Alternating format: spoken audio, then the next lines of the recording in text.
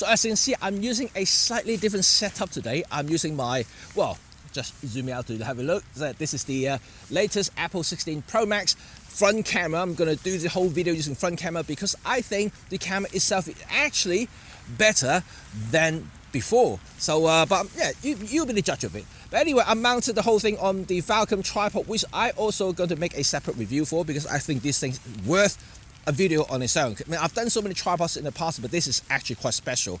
But anyway, it's raining and I'm okay. Pocket 3 isn't because it's not weather sealed, so I'm gonna try to do everything very quickly. But this video is all about gear review in general, simply because I think Peter Forsgard just made a video talking about his channel update, but in the video he really nailed it when he talks about the gear review in general. Test images are bad for photography because in most of the YouTube review these days, people showcasing a lot of photos purely just to show the technical deficiencies or efficiency, good or bad, about that particular lens, whether it's going to be sharpness, whether it's going to be the bokeh quality, the rendering, or even the chromatic aberration, the vignettes, and the softness, the darkening, whatever, anything, right? So is it a really good thing or bad thing?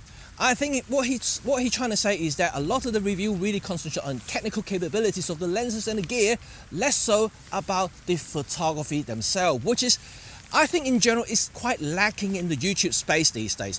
There are some photographers really, trying to promote photography and showcase a lot of the theory behind it, a lot of the tips and tricks, but majority of the review videos out there, I would say 95% of the videos out there are purely talking about capabilities of the gear and do pixel peeping all the time. So is this something that I really want as a content creator, as a professional photographer myself? No, not really. I mean, I do test reviews in the last few years already. I mean, I think I'm more on the same boat as Peter Forsgard, who's my buddy, by the way. And it just think that, yeah, gear review in general does attract a lot more views.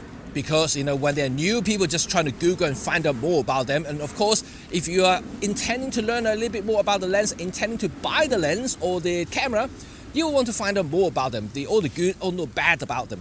So this is actually quite interesting about today's video. Because I think we should really step back, and if you are really genuinely a passionate photographer, you really would like to, basically learn more about photography themselves and not so much about pixel peeping.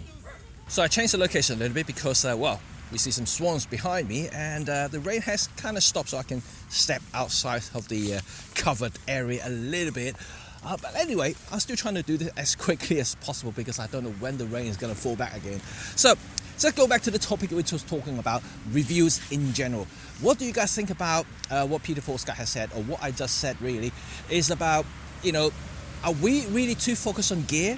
Are all these capabilities, all these technical brilliance of these lenses and inventions really beneficial for us as a photographer?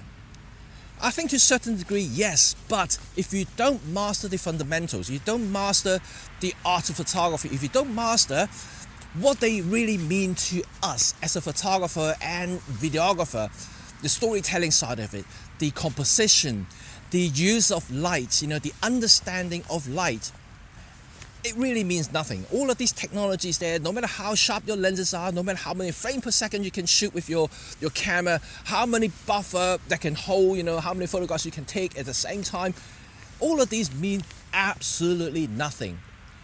Just to give you a few quick examples, if you're a wildlife photographer, you really want to photograph bear, for instance, if you don't know how the bear behave, you can never ever capture anything meaningful because you're going to be sitting there all day without taking the really good photographs. But if you know when the mating season is, if you know when they're going to feed, how they're going to feed, you are more likely to capture something brilliant, right? So it's all about understanding your subject, understanding the environment, understanding the habitat, everything. For me, as a portrait photographer, I need to learn about my subject. I need to learn about the characters. I need to open them up.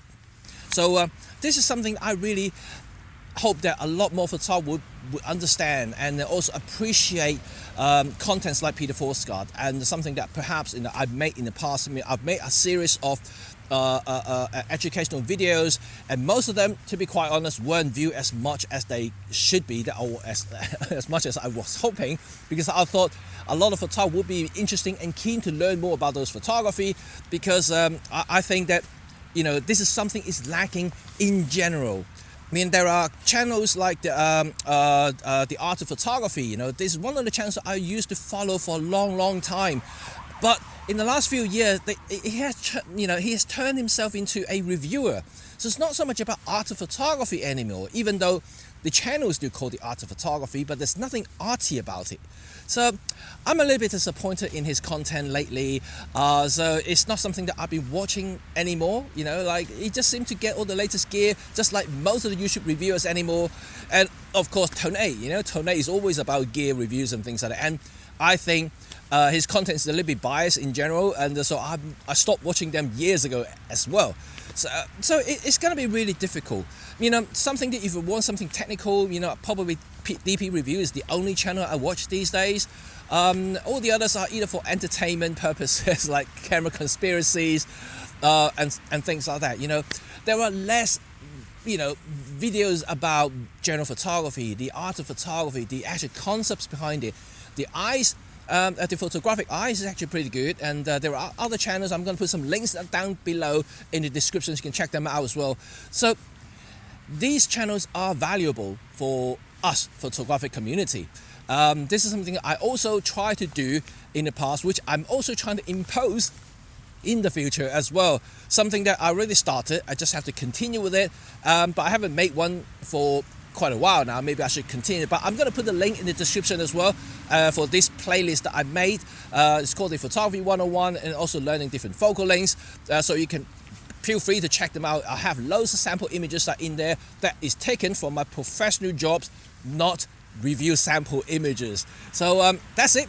That's today's video I want to talk about. And remember, you know, I'm not saying that anything is wrong right here. If you're a content creator making reviews, that's totally fine. There are people always going to look at those videos there. But at the same time, you know, if you're a photographer and videographer who learning more about the craft at the moment, I think a lot of this educational video is definitely very valuable. Yeah, so take your pick. Anyway, if you like this video, remember to give me a thumb, and also, well, subscribe more for my future content, whether it's going to be educational, and yeah, I still do reviews. Anyway, see you all very soon, and I will talk to you guys next time. Rain starting to fall again. I better go back home. Bye for now. Cheers.